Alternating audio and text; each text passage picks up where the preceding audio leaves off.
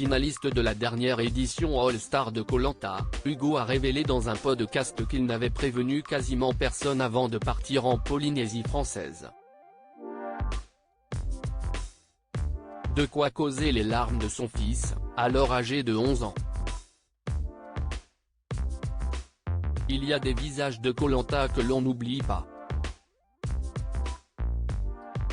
Celui d'Hugo en fait partie.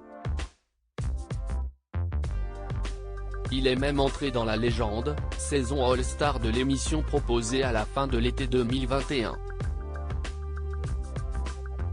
Marquée par le retour d'héros emblématiques du jeu de survie, cette édition n'a pas eu bonne presse à cause des accusations de tricherie parues pendant la diffusion de l'aventure. Au final, aucun gagnant n'a été désigné, une grande première, mais les internautes et téléspectateurs n'ont eu de cesse de saluer l'humilité d'Hugo. Ce dernier n'était pourtant ni parti pour être plébiscité,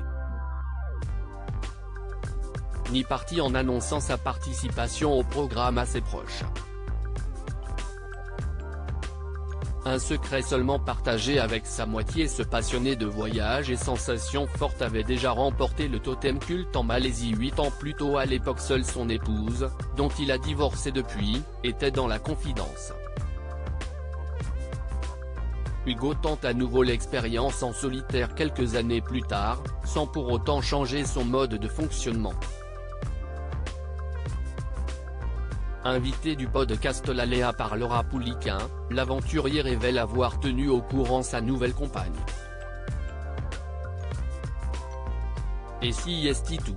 Donc, le regard des proches, c'était un peu chaud parce que je n'avais rien dit et l'aventure était juste complètement dingue.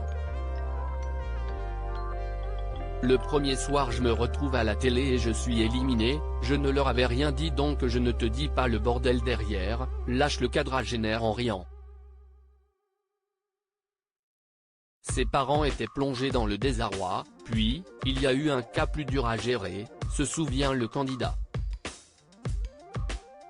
C'était un petit cadeau empoisonné. Le papa d'un garçon de 12 ans avait laissé son petit sur le banc de touche. Mon fils m'a appelé en pleurs. Il ne comprenait pas ce qu'il se passait lui non plus, dévoile Hugo dont la famille a appris son passage sur TF1K au moment de la diffusion. Inconsolable, le jeune homme a été réconforté par son père qui n'a rien spoilé pour autant. Je lui ai répondu non mais on va se calmer et on va regarder, il y a encore des trucs qui peuvent se passer. Et ils ont découvert l'île des bannis et chaque semaine ils étaient en hallucination complète. Ma mère a dit tu ne refais plus jamais ça, elle frôlait la crise cardiaque à chaque épisode. C'était un petit cadeau empoisonné que je leur ai fait de ne pas leur en parler et d'un autre côté, ils étaient super contents de découvrir que je suis allé aussi loin, alors que dès le début ça sentait mauvais, conclut-il. Un souvenir finalement heureux.